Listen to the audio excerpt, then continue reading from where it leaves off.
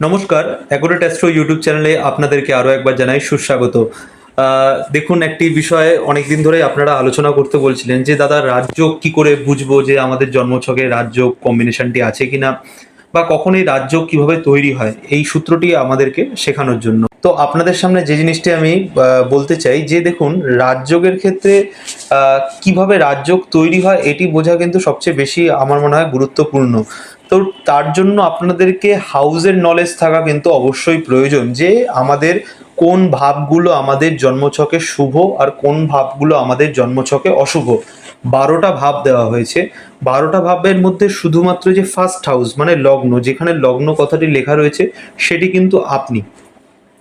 আরও যে বাকি যে ভাবগুলো, এটি আমাদের 12টা জিনিসকে, আমাদের লাইফের গুরুত্বপূর্ণ 12 রকমের জিনিস, 12 প্রকার 12 রকমের জিনিসকে নির্দেশ করে থাকে। তার মধ্যে সবচেয়ে প্রথম ভাব হচ্ছে আমি, সেলফকে নির্দেশ করে। এবার রাজযোগ তৈরি হয় কোন কোন ভাবের প্রভাবে সেটা আগে বোঝা দরকার। রাজযোগ সবসময় তৈরি হয় জানবেন আমাদের 3টে ভাব। প্রথম হচ্ছে লগ্ন, পঞ্চম, নবম। এই 3টেকে বলা হয় ত্রিকোণ হাউস। দেখবেন এদের যে ন্যাচারাল দূরত্ব 5 ঘর করে হয়, তাহলে লগ্ন থেকে পঞ্চম, পঞ্চম থেকে নবম, এই 3টে ঘরের সাথে যদি আমাদের 4, 7, 10 অর্থাৎ যেগুলো কেন্দ্র ঘর মানে আমাদের হাউসের পিলার, দেখবেন আমাদের জীবনের সবচেয়ে গুরুত্বপূর্ণ কিন্তু জিনিসগুলো এই 4, 7, 10 এর মধ্যে লুকিয়ে আছে। 4 কি? 4 হচ্ছে আমার একটা বাড়ি।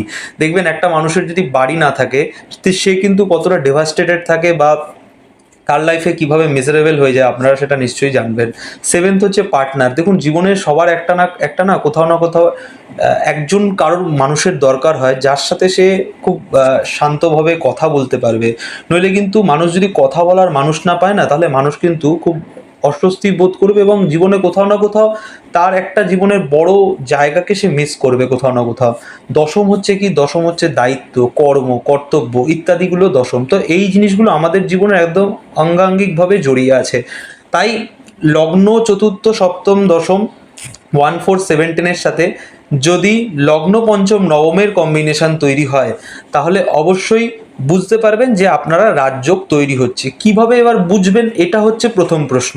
তাহলে দেখবেন সবার প্রথমে দেখবেন যে লগ্নপতি চতুর্থে বসা, সপ্তমে বসা, দশমে বসা, এগুলো তো ভালো কম্বিনেশন। লগ্নপতি পঞ্চমে, নবমে বসাও ভালো কম্বিনেশন।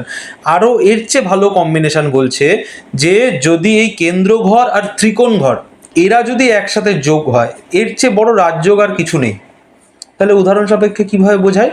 ধরুন আপনার চতুর্থপতি পঞ্চমে বসে আছে, পঞ্চমপতি চতুর্থে বসে আছে, চতুর্থপতি নবমে বসে আছে, নবমপতি চতুর্থে বসে আছে, দশমপতি পঞ্চমে বসে আছে, পঞ্চমপতি দশমে বসে আছে, নবমপতি দশমে বসে আছে, দশমপতি নবমে বসে আছে। দেখুন, সব কিছুর সাথে কোথাও না কোথাও কেন্দ্র প্লাস ত্রিকোণ, কেন্দ্র প্লাস ত্রিকোণ, এরা কোথাও না কোথাও নিজেদের সাথে ইন্টারলিঙ্ক করছে এবং কম্বিনেশন তৈরি করছে।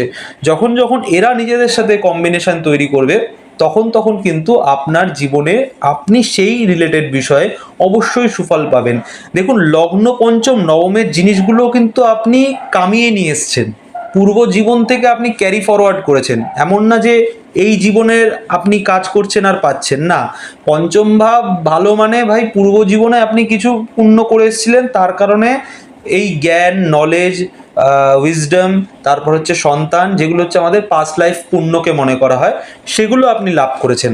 ঠিক এইভাবেই এই যে লগ্ন, চতুর্থ, সপ্তম, দশম, তার হচ্ছে প্রতিফলন, যে এই জীবনে আপনি বাস্তব মাটিতে দাঁড়িয়ে, ধরুন একটা মানুষের জ্ঞান রয়েছে, প্রতিভা রয়েছে, কিন্তু বাস্তব মাটিতে তার কাছে সেই জিনিসগুলো নেই, মানে উপকরণ নেই।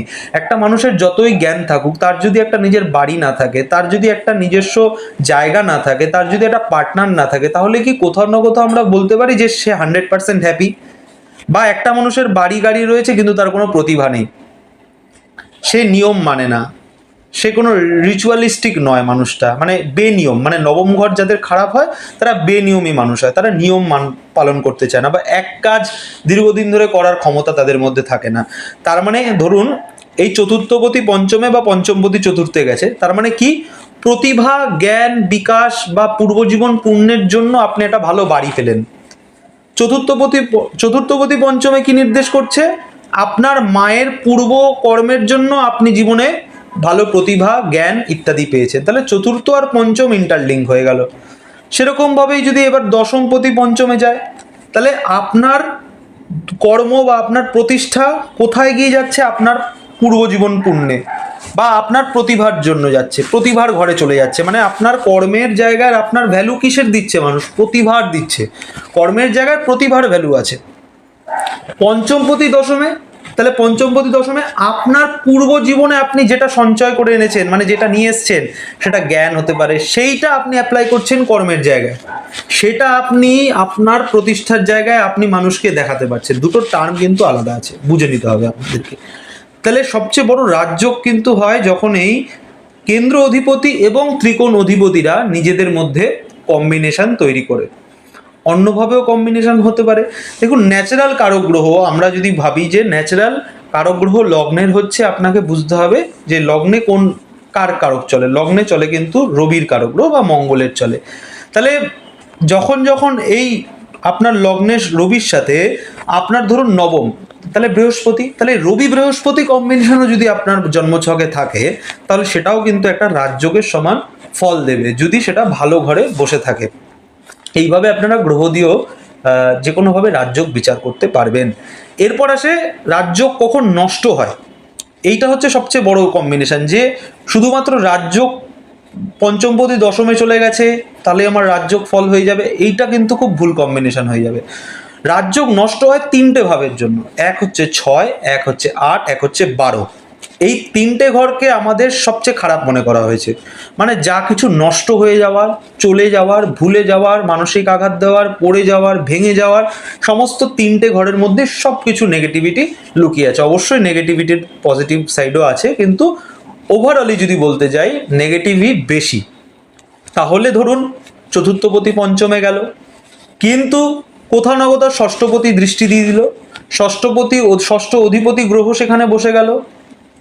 আচ্ছা, দুঃখ দেয় কোন গ্রহরা জানেন? দুঃখ দেয় শনি দেয়, কষ্ট দেয় মঙ্গল, রাহু তো ইম্পালসিভ, কেতুও খারাপ। তার মানে যখন এই চতুর্থপতি পঞ্চমের সাথে ধরুন কেতু যুক্ত হয়ে যাচ্ছে, বা কিছু কিছু ক্ষেত্রে রাহু যুক্ত হয়ে যাচ্ছে, বা কিছু কিছু ক্ষেত্রে শনি দৃষ্টি দিয়ে দিচ্ছে, এই ক্ষেত্রগুলোতেও প্রবলেম ক্রিয়েট হয়ে যাবে।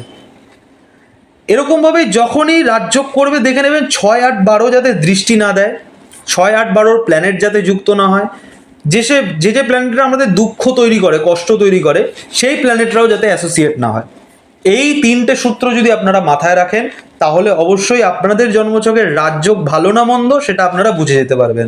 তাহলে অবশ্যই কমেন্ট করবেন যে আপনাদের এই কম্বিনেশনগুলো আছে কিনা। যেরকম বললাম পঞ্চমপতি দশমে আপনি কি ফিল করেছেন আপনার লাইফ দিয়ে, তাহলে আমরাও কিন্তু আরো ডেভেলপড হতে পারবো, আপনাদের দ্বারাও আমরা কিছু শিক্ষা অর্জন করতে পারবো।